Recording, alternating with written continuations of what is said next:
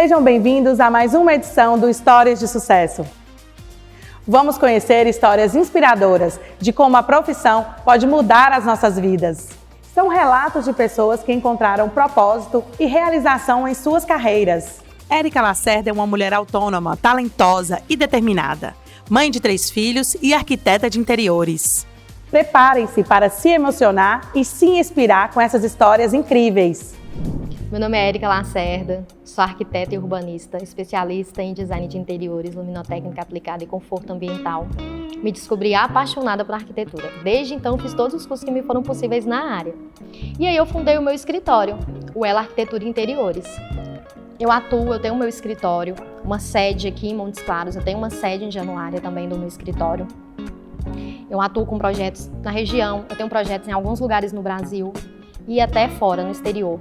É até interessante os projetos fora, que algumas pessoas, elas gostam muito do nosso design, sabe? Do nosso design, né? Do interior que a gente faz. Às vezes tem alguns lugares que são padronizados, você não pode mudar. Tem locais onde eu fiz projeto em que você não pode mudar o exterior da casa. Tem que ser, tudo acompanha padronizado. Mas o interior, tem pessoas que gostam muito do nosso design, do nosso trabalho. Então, eles procuram brasileiros para fazer para eles. Estagiários. Gente, estágio, procurem, vocês encontram. Eu já tive uma estagiária de Portugal, ela me seguia no Instagram, ela entrou em contato comigo pedindo para poder fazer um estágio internacional comigo e deu super certo. A gente fazia online, né? Eu estava sempre em contato com os coordenadores do curso dela e deu super certo a experiência.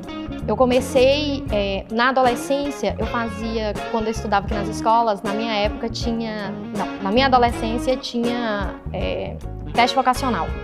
Todos os testes vocacionais que eu fazia dava arquitetura em primeiro lugar. Eu nunca olhei para arquitetura. Eu virava a cara, dava para arquitetura. Eu achava que eu ia ser de biológicas. E aí não fiz faculdade, cheguei a passar enfermagem em alguns lugares, mas não fiz. E aí, um tempo depois, eu já casada, eu fiz serviço social, mas nunca olhei para arquitetura. E nunca exerci a profissão, porque na própria faculdade eu vi que não era um curso para mim, mas como eu tinha começado o curso, eu falei que eu ia terminar. Então eu terminei o curso, continuei trabalhando na área que eu trabalhava, mas a arquitetura sempre latente dentro de mim, a arquitetura sempre me chamando. Aí você começa a assinar várias revistas, Minha Casa, Casa Cloud, aquele negócio te chamava, sabe? Me chamava, era latente. E aí, eu já tinha Ana Beatriz, eu tava com a Ana Beatriz, eu morava em Januária, casada na época eu era casada, então eu tinha a Ana Beatriz, que era pequenininha, já tinha os 2 mais velhos, que a diferença de idade deles é grande. E aí eu comecei com um curso de arquitetura aqui, foi consensual com meu marido na época, né? Ele falou, não, você vai fazer sua faculdade. Fiz minha inscrição, fiz a prova, passei, estou aqui. E aí como que era? Eu morava em Januária e a faculdade aqui em Montes Claros. Então eu ia e voltava todos os dias de ônibus. Eu saía de Januária às 4 da tarde, chegava aqui às 7 da noite, ia para a faculdade, saía daqui por volta de 11 da noite, chegava lá 2, 3 horas da manhã, quando o ônibus não quebrava. E vinha estudando, quando precisava estudava até às vezes a hora de pegar o ônibus para poder vir, que é sempre mais puxado. Tinha uma rede de apoio muito boa na minha casa para poder ficar com minha filha, ela tinha 1 ano quando eu comecei, e eu fiquei assim por 2 anos. Depois desses 2 anos eu consegui um estágio aqui, no meu 5º período, eu consegui estágio aqui em Montes Claros, aí eu me mudei para cá. Eu fiquei 1 ano morando sozinha, aqui ia só aos fins de semana, voltava. E aí, 1 ano depois, meus filhos vieram todos morar comigo.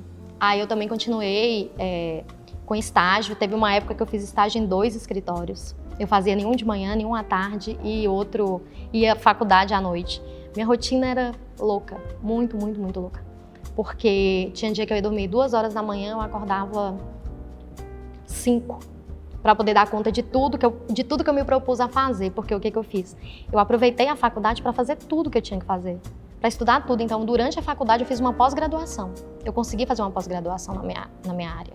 Aproveitei que a pandemia deixou tudo muito fácil, online, né? Ficou tudo muito online, então aproveitei que alguns locais que eu teria que, para fazer curso, por exemplo, para eu poder fazer minha pós-graduação, eu teria que estar presencialmente no lugar, ficou online. Então, eu aproveitei tudo que eu podia aproveitar para poder fazer. Então, eu já me formei pós-graduada na minha área, pós-graduada em design de interiores, conforto ambiental e luminotécnica aplicada.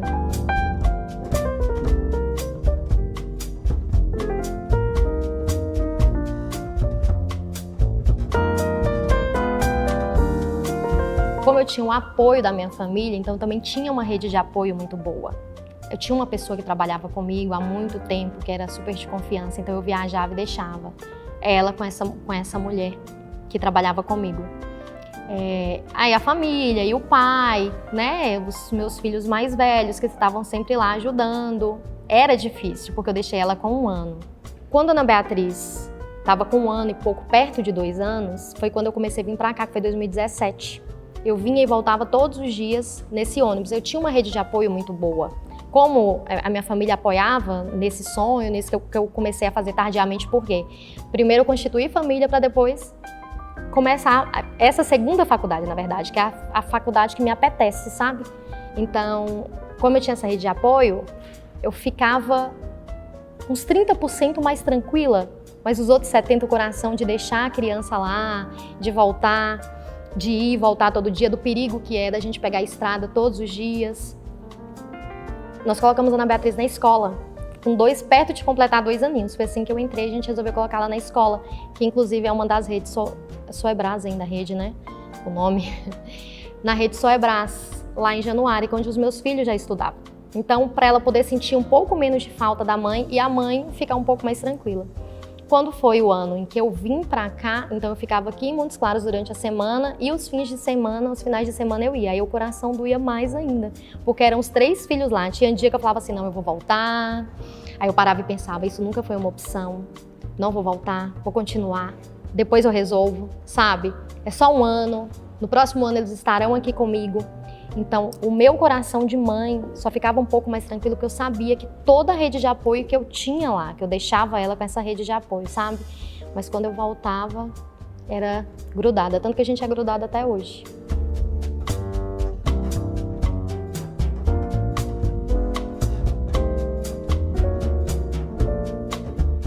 Hoje, eu acredito muito que um dos grandes desafios da arquitetura é você achar uma boa planta. E as pessoas, elas não dão valor a isso, uma planta, um projeto arquitetônico bem feito. Projeto arquitetônico bem feito, você consegue resolver muitos problemas, sabe? Evitar, na verdade, muitos problemas. É através dessa planta, de um projeto arquitetônico, que você vai resolver as aberturas, a ventilação, a iluminação natural, que são o que conta, o que vai deixar a sua casa agradável. Nesse momento, é no momento da planta. Às vezes a gente vai comprar uma casa, quando você já tem um projeto pronto, por exemplo, as pessoas, elas não dão valor a isso. E fala que às vezes a arquitetura, ela não é, como eu vou dizer, ela não é acessível. As pessoas têm essa impressão negativa da arquitetura. Mas a arquitetura, ela não é assim. A arquitetura, ela, se você parar para pensar, ela é a menor despesa que você tem. Em uma obra, em uma construção, no que você vai fazer é a menor despesa. E ela é a primeira e a principal. Tudo bem pensado de acordo com o cliente, se torna um projeto atemporal, se torna um projeto onde você tem prazer de ficar dentro de casa, sabe? Então, eu aconselho as pessoas, não só porque eu sou arquiteta, mas porque eu que trabalho nessa área, eu aconselho as pessoas a elas procurarem um arquiteto. Se você for alugar uma casa, se você for comprar uma casa, se você for comprar um ponto comercial, se você for comprar um lote, um arquiteto, um bom profissional, ele consegue te orientar em todas essas áreas. Então, quem está pensando em entrar, em fazer uma faculdade, em fazer arquitetura, quem já está na arquitetura, não desistam, a gente sempre deixa alguma coisa para trás, a gente sempre tem aquela sensação de que ficou alguma coisa, que dá uma tristeza, que a gente quer voltar. Todo mundo tem dificuldade de alguma forma, todo mundo tem uma história, mas não desistam e estudem, sabe? A partir do momento que você está dentro da faculdade, esse é o seu momento de estudar, para você poder sair apto ao mercado de trabalho. Então, o meu conselho para vocês, façam estágio. É no estágio que vocês vão aprender a prática. Se dediquem ao estágio e se dediquem ao estudo, sim. E se dediquem ao estágio. Façam questão de fazer estágio. Não façam o estágio só por obrigação, só para cumprir tabela, não. Façam para aprender. Suguem o máximo dos arquitetos que estão lá para ensinar vocês. Vocês colaboram, são colaboradores, são estagiários, mas eles estão lá para ensinar e eles ensinam. Então, o que você conseguir sugar e puxar para vocês é o momento mais importante. É o estágio que vai preparar vocês para trabalhar mesmo, para o mercado de trabalho. Esse foi mais uma edição do Histórias de Sucesso. Te espero no próximo programa. Tchau!